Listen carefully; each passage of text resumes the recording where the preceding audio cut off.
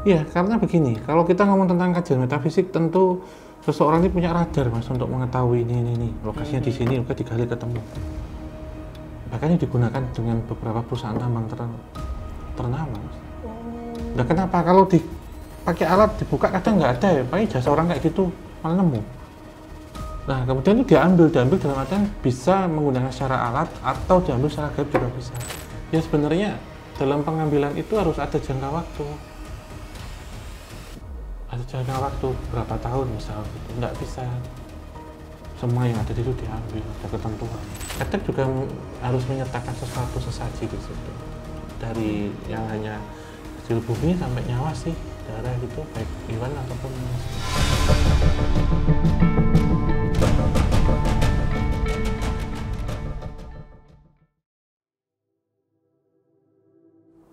Assalamualaikum warahmatullahi wabarakatuh. Balik lagi di Obsan, obrolan santai.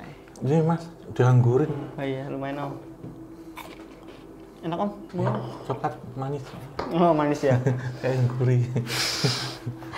Oke baik teman-teman, balik lagi sama Om Hao, sama aku di sini bakalan ngebahas satu topik seru karena ini mungkin juga jadi pertanyaannya teman-teman dan sobat Javanika nih Om.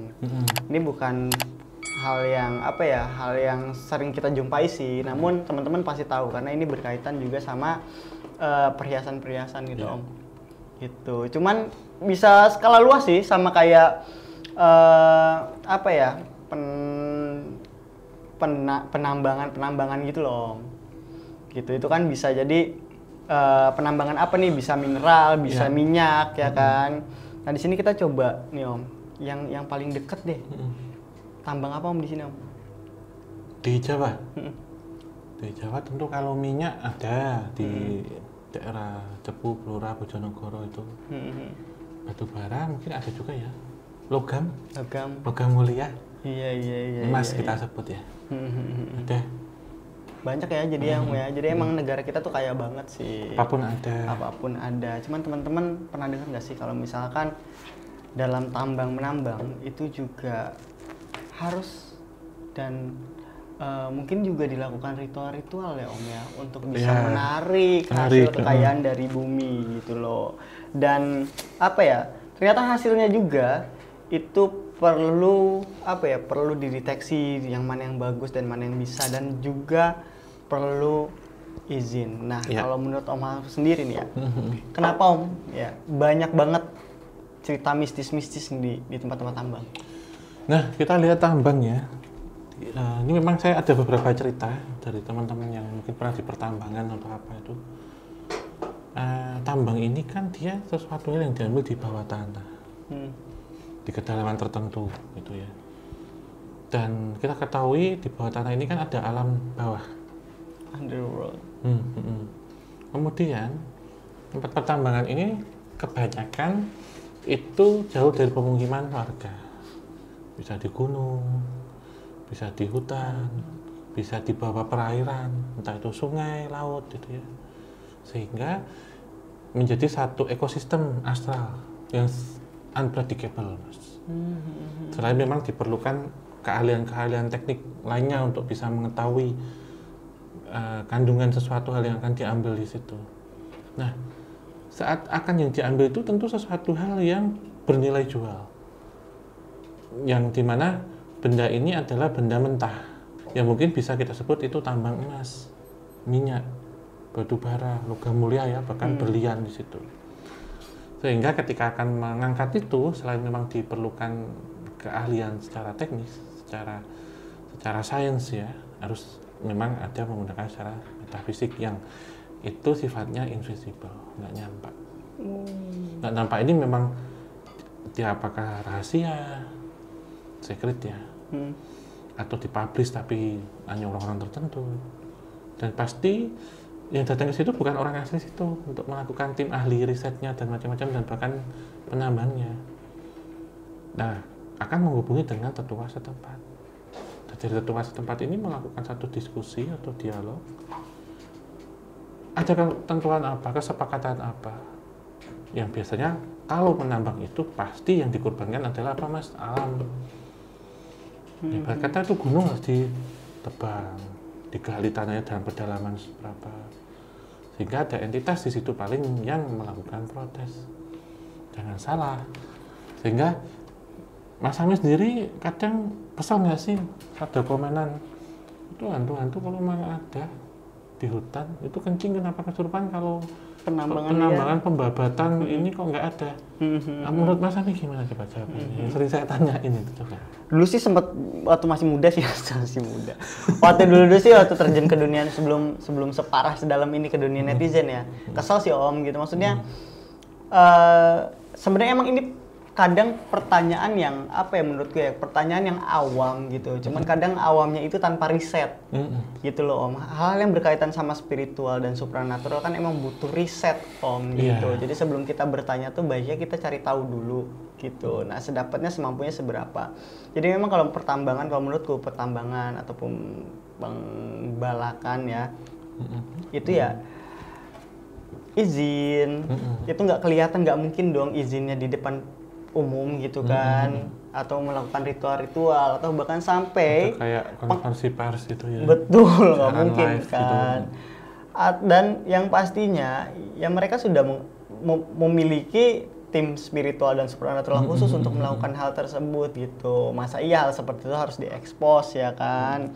Nggak mungkin Freeport gitu tiba-tiba bikin laporan tim supranatural mau menambang di sini nggak mungkin kan gitu. Itu kan pasti yang seperti Om Ho bilang tadi itu bersifat internal gitu loh. Jadi ya it can happen gitu. Tapi ini Om, aku ada pertanyaan juga.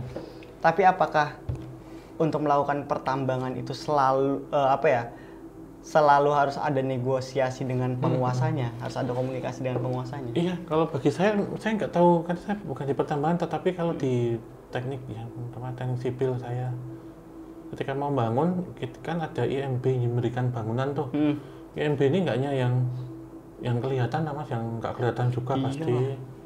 Pasti sih. Orang kita sama Pak RT aja ngomong gitu, lagi dia sama yang kayak gitu kan. Betul. Yang nggak kelihatan justru malah nggak tahu kita di mana. Bagi saya pasti ada. Apalagi mengambil dari dalam loh Mas. Mendirikan bangunan aja di atasnya ya. Ini menggali dan mengambil coba. Makanya itu dia. Ketika di situ kemudian ada yang kecelakaan kerja. Betul. Yang meninggal, yang jadi tumbal situ. Ya nggak tahu itu namanya, kalau kita sebut ngomong ke eksoteris ya. Iya. Ya itu hal internal ya Om ya. Internal, nggak bisa dipublish. Jadi ya terkadang ya boleh berlogika, tapi logika berpikirnya juga harus nalar gitu. Betul. Harus selaras juga. Nah makanya soalnya berita kecelakaan di pertambangan dan lain-lain kan ini sistemnya internal Om ya. Internal. Itu kan kemarin ada berita kecelakaan pertambangan itu yang nge-share video kecelakaannya itu langsung di-cut. Karena itu harusnya bersifat tertutup. Nggak boleh kecuali keluarga. Jadi umum tuh nggak boleh tahu tentang hal itu. Iya, itu resmi dan tidak resmi. Karena ada pertambangan yang nggak resmi, liar juga banyak Mas. Yang pernah ketimbun nggak bisa dievakuasi. Tambang emas itu pernah. Dan kadang juga harus menyertakan sesuatu sesaji di situ. Dari yang hanya hasil bumi sampai nyawa sih, darah gitu, baik hewan ataupun manusia. Oke, nah ritualnya bentuknya biasanya seperti apa Om? Ada yang dikubur hidup, ada yang ditumbuk. Kayak ngebor gitu, jadi dia dimasukkan dalam mesin bornya itu terus gitu. Ada yang seperti sedekah bumi gitu juga nggak sih model ritualnya? Macam-macam. Ada tarian-tarian kayak. Iya. Berarti kalau buka terowongan Mas bikin itu.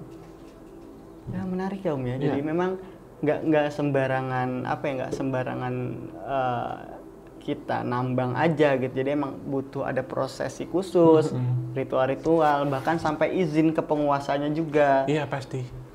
Gitu. Jadi beda ya Om ya dengan maksudnya yang liar, pembalakan liar, tambang liar seperti itu konsekuensinya udah jelas sih. Jelas, ya kan kalau ketika di situ terjadi kesurupan massal, kematian kan nggak mungkin tahu toh Mas. Kalau orang kan ngomongnya ya, oh kalau ngencingin itu lah ada peringatannya dan itu hanya satu orang dan dia tidak terikat perusahaan tertentu, jadi mau cerita mau apa bebas. Nah, kalau yang terikat dengan perusahaan tertentu, kalau baru cerita bisa di-cut ya. Hal-hal kayak gitu tuh.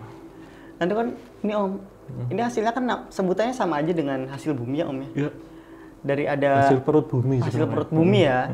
Jadi ada apa ya? Ada kepercayaan bahwa katanya hasil dari perut bumi itu juga harus diberikan sesajen sebagai penukar atau tumbal.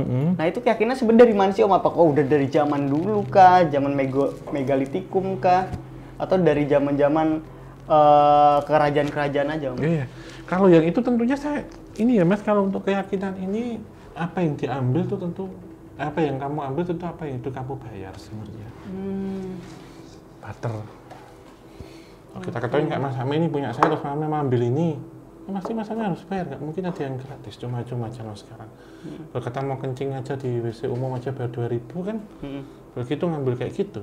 Nah ini juga teman-teman ada research dari tim obrolan santai. Jadi katanya bahwa penambang liar itu melakukan ritual tertentu Om, ya, agar galiannya lebih melimpah dan penemuannya lebih mudah. Apa ya kah terjadi seperti itu Om? Iya, dalam artian kan selain minta keselamatan juga terkadang kayak ini Mas, kalau kita sebut kadang nelayan juga kan dalam tangkapan ikan dan macam-macam bisa banyak ada syarat-syarat tertentu. Yang dalam hal ini tambang mungkin agar kalau ini misal daerah kandungannya itu di sini, terus bolongnya di sini biar nanti pas ini itu Mas. Apalagi liar, kadang liar tanpa perhitungan yang cermat dan bukan tim ahli, jadi dia hanya otodidak.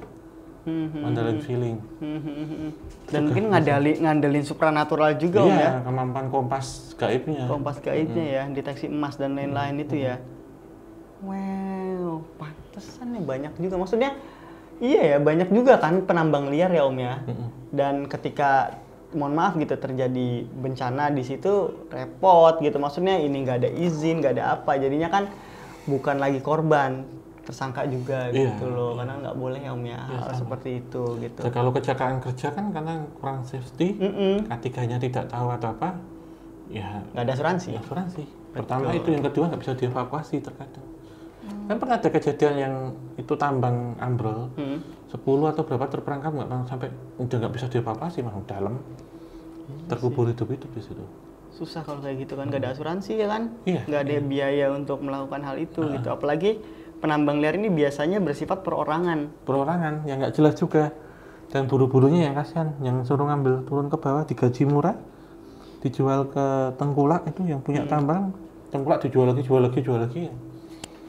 Oke, nah kita nih misalkan nih udah ngegali nih Om, kita dapat tuh hasilnya tuh, apakah hasil tersebut dimiliki atau ditunggangi sama makhluk-makhluk gaib Om? Nah itu sangat bisa.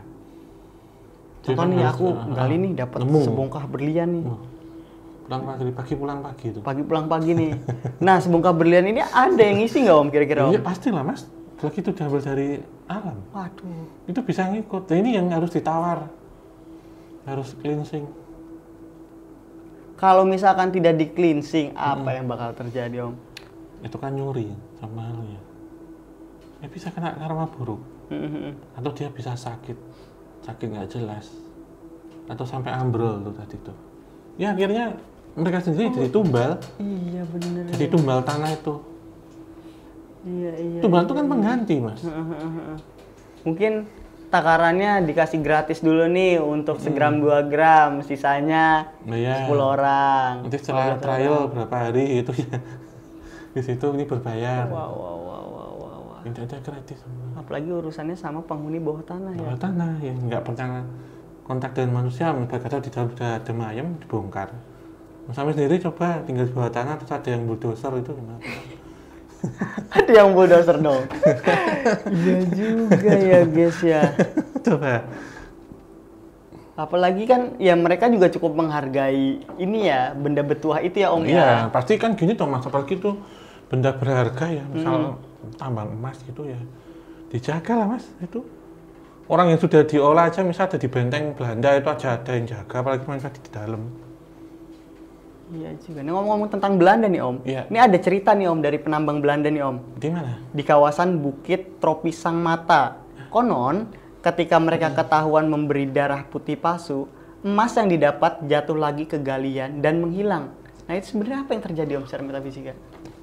Ya Mas Ame bisa jualan ini saya kasih uang palsu. Dijual nggak barangnya? Enggak lah Om. Ya udah kayak gitu logikanya. Bohongin. analogi sama yang gaib ya nanti dia sendiri yang diminta.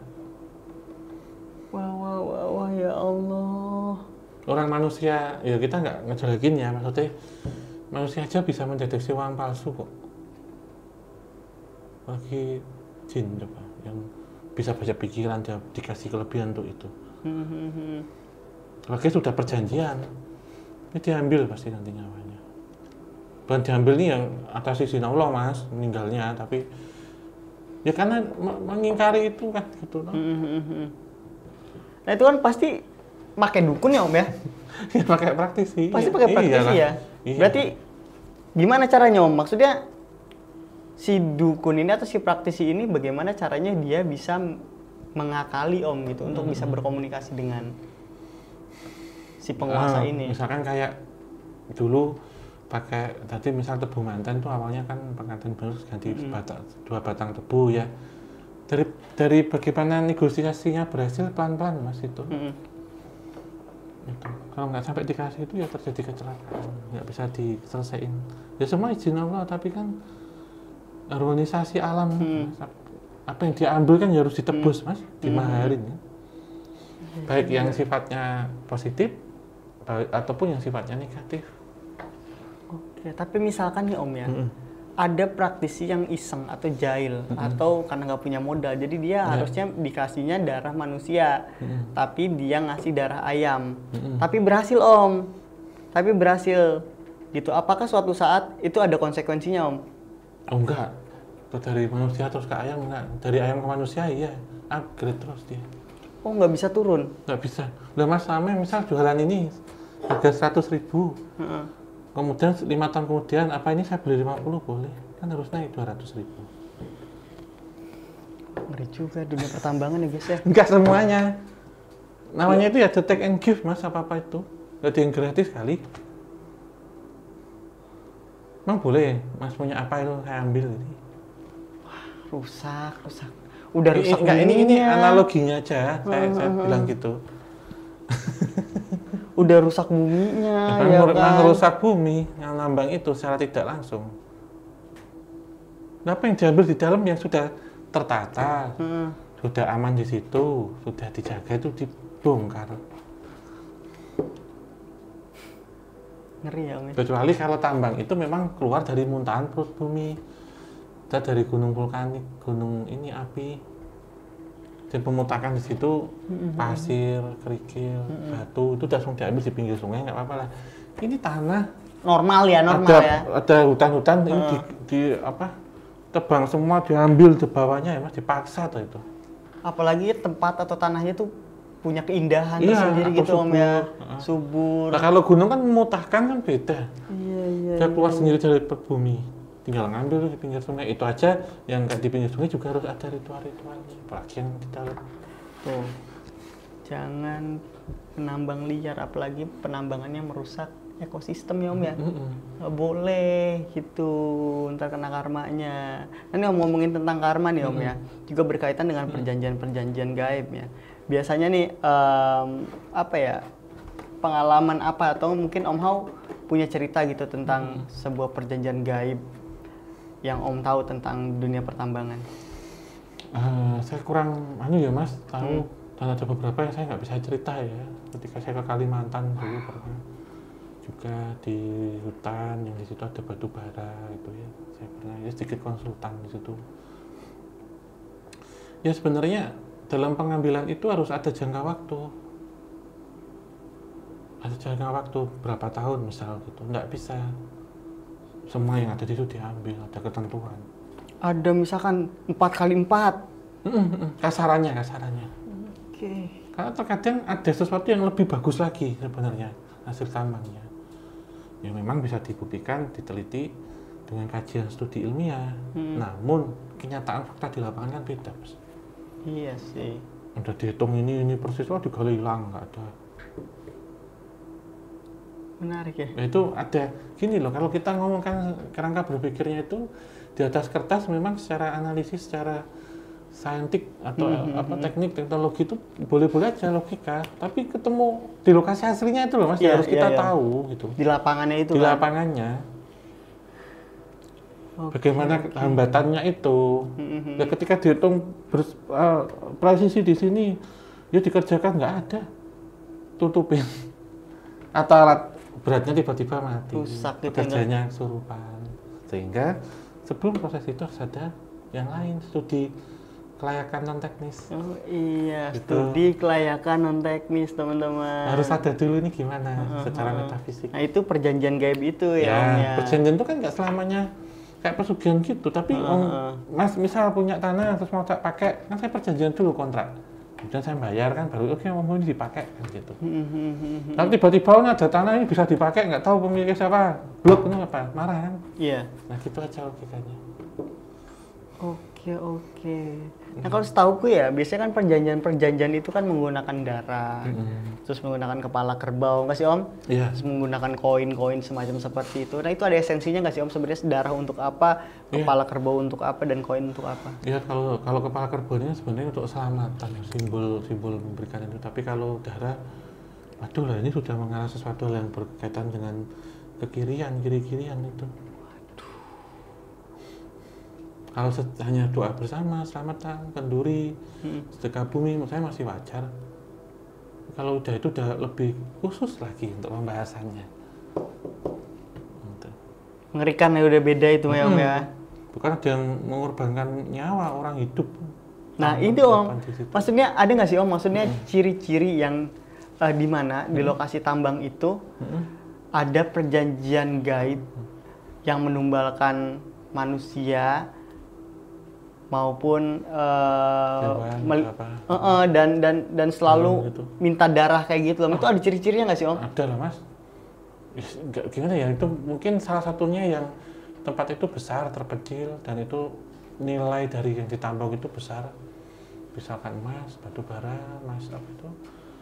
minyak bumi, tembaga atau logam-logam mulia lainnya. Bahkan yang pernah dulu di situs apa ya, di web, jadi ada lapangan di sini, ada kayak itu Mas, paku bumi bluk. Itu ada pakai tumbal anak kecil, jadi anak kecilnya dilepas aja di situ, sampai masuk ke sumur dipancing dengan sesuatu hal. Nah orang tuanya ini yang terpilih dia dikasih kayak prize gede lah, kayak hadiah gede gitu. Tapi anaknya masuknya langsung bluk gitu untuk ngambang di situ. Speechless banget, sumpah. Iya, anaknya masih balita loh. Dan itu tidak ada orang tuanya, bayangin. Orang tua dapat duit gede kan? Iya, anaknya yang kepilih soalnya. Kayaknya dilepas aja main, dipancing di situ, di lubangnya itu. Suruh masuk ke situ Nana. Kucing. Jerot. Apa Om, maksudnya dengan cara seperti itu, apa yang bisa didapatkan oleh para penambang itu? Suatu hal yang besar sesuai perjanjiannya. Semakin aneh, semakin susah, rare item yang dikasihkan ya semakin besar, harganya semakin tinggi. Kalau udah kayak gitu berkaitan dengan mungkin satanik atau apa. Kenapa? Ini nggak selamanya entitas di situ yang dikasih, tapi sesuatu hal yang mungkin untuk meredam itu juga bisa Mas. Maksud nggak? Iya. Ini artinya ada sesuatu hal nih entitas. Dia bagaimana nutup? Dia menghadirkan sesuatu yang lebih gede. Kayak misal gini loh Mas, mau relokasi tempat, mau pakai suatu tempat, ada preman. Datangin preman apa? Preman yang lebih resmi, gede lagi. Misal, iya. Preman resmi. You know lah. Apa? Ya preman yang lebih pangkatnya lebih cetar lah Om lah. Yang tahu-tahu aja teman-teman. Wah, apa ya maksudnya? Gila kalau misalkan di dunia pertambangan itu se-ekstrim itu termasuk ya teman-teman. Ya, tapi ini toh kita nggak ngejelekin nggak ya? Iya, kan maksudnya adalah studi kasusnya ya, pertambangan kita nggak nyebut merek ya maksudnya. Ya mungkin juga di masa lampau atau di mana, di Ethiopia atau di mana gitu ya. Kita nggak tahu. Itu ya. Yang di web kayaknya bukan Indonesia kok itu. Iya sih. Aku juga kayaknya pernah lihat dulu di Kaskus deh Om. Kayak gitu. Videonya itu ada.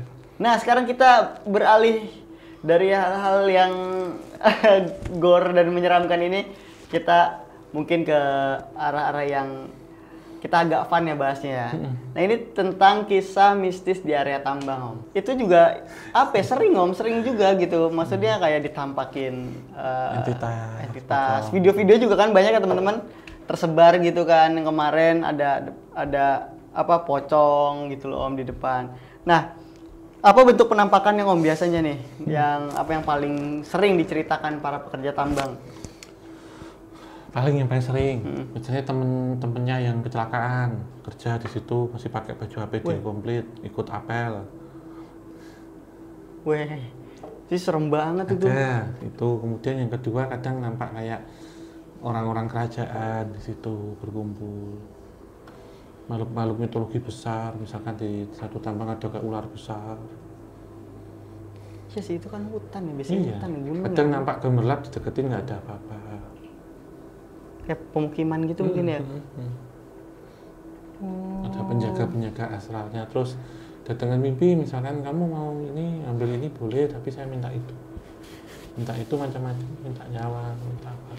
Tapi ada sosok yang khas nggak sih Om dari penjaga tambang itu? Tergantung tambangnya Mas, daerahnya juga. Tadi saya sampaikan secara general. Namun kalau mungkin itu berkaitan dengan yang paling sering ya mereka yang ngalamin kecelakaan kerja masih ikut kerja di situ kemarin kadang. Itu biasanya ya. Menyerupakan manusia yang ada di situ. Kalau gitu mah sama aja dong, kayak di lokasi non tambang, kayak di pekerja, ya kayak di kepolisian. Aku juga pernah dengar gitu, ada yang ternyata yang temannya yang meninggal pas tugas terus ngikut, kadang ke sorot di foto, di video kayak gitu loh Om. Berarti ya nggak ada ciri khas khusus ya Om ya? Iya. Atau tadi itu makhluk mitologi kayak imogi, kayak naga, kayak dan lain-lain, penghuni hutan lah ya, dan penghuni bawah tanah. Atau bisa juga iblis nggak sih Om? Bisa. Biasanya kan yang suka dengan emas. Bisa. Bau logam. Bisa. Iya. Dan itu kalau udah mengarah ke berkaitan dengan darah ya sudah nggak demonic ya. Kita sih belum pernah sih ya datang ke lokasi bekas tambangnya. Belum. Mana ya? Di Jawa ya?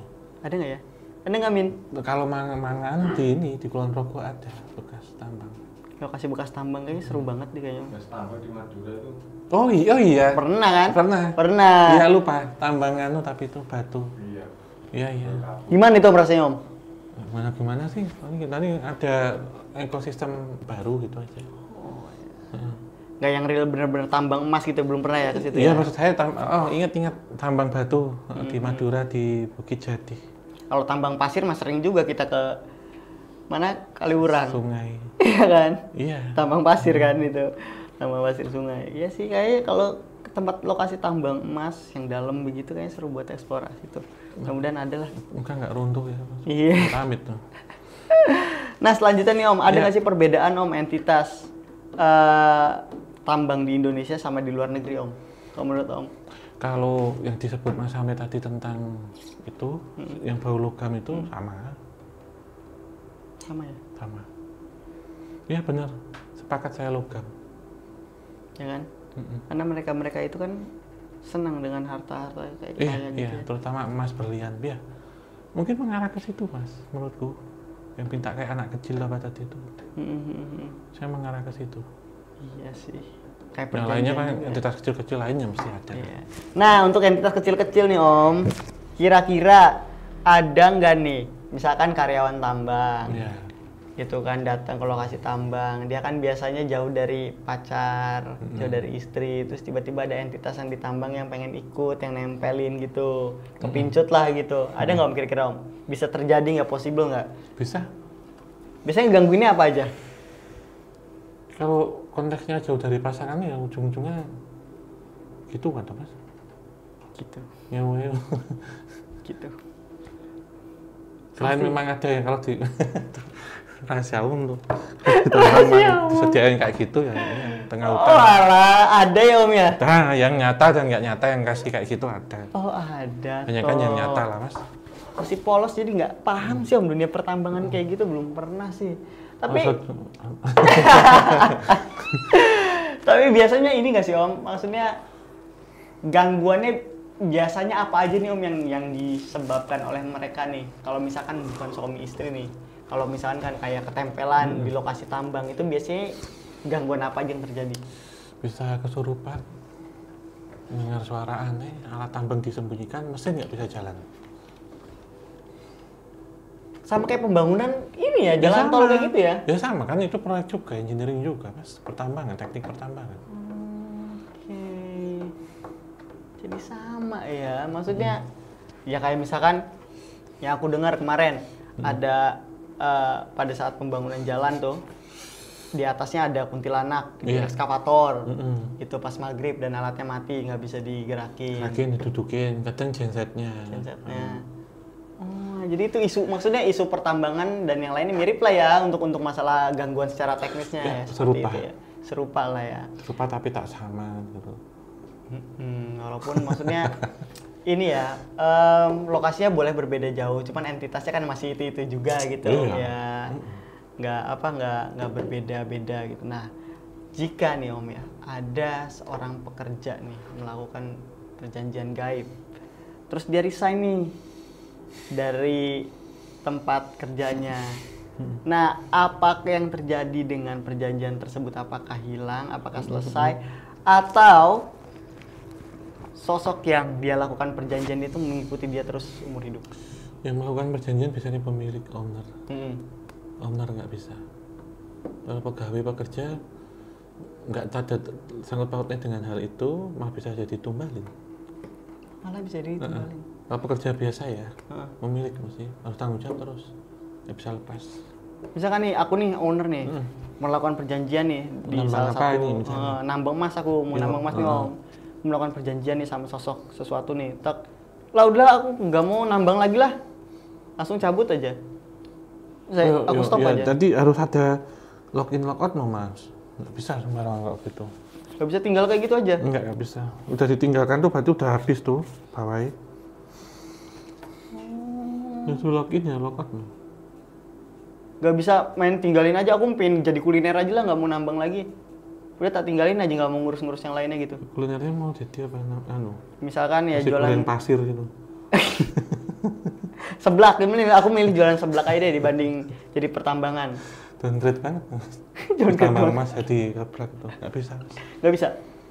Nah, udah perjanjian kayak gitu kok. Dia nggak akan yang nggak bisa Mas, orang udah bergelimpahan harta, ya kan logikanya nerusin terus. Pasti ya, oh iya sih manipulasi ya.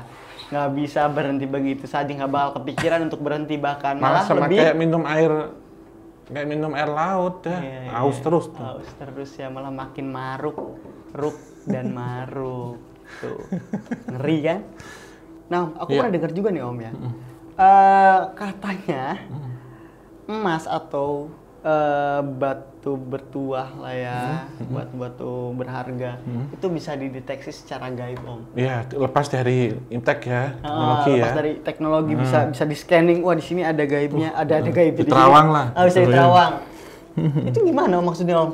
Iya, karena begini, kalau kita ngomong tentang kajian metafisik, tentu seseorang ini punya radar Mas untuk mengetahui ini lokasinya di sini, oke digali ketemu.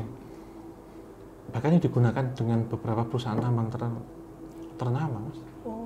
Nah kenapa kalau dipakai alat dibuka kadang nggak ada ya, paling jasa orang kayak gitu malah nemu. Nah kemudian itu diambil dalam artian bisa menggunakan secara alat atau diambil secara gaib juga bisa.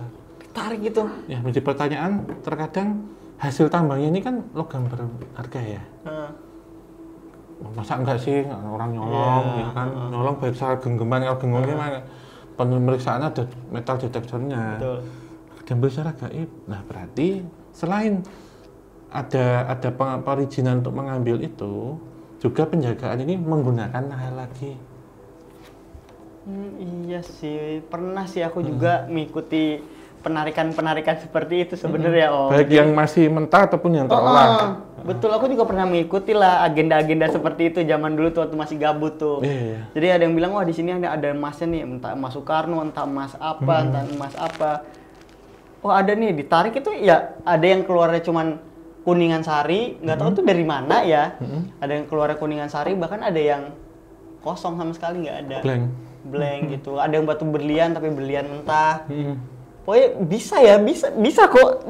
Ada kalau teman-teman cari di orang-orang yang spesialis dalam penarikan itu pasti pernah deh ketemu seperti itu. Jadi bukan benda pusaka aja yang bisa ditarik secara gaib gitu. Jadi apa ya, semacam kayak emas, tembaga dan macam juga bisa gitu. Ya, sepakat.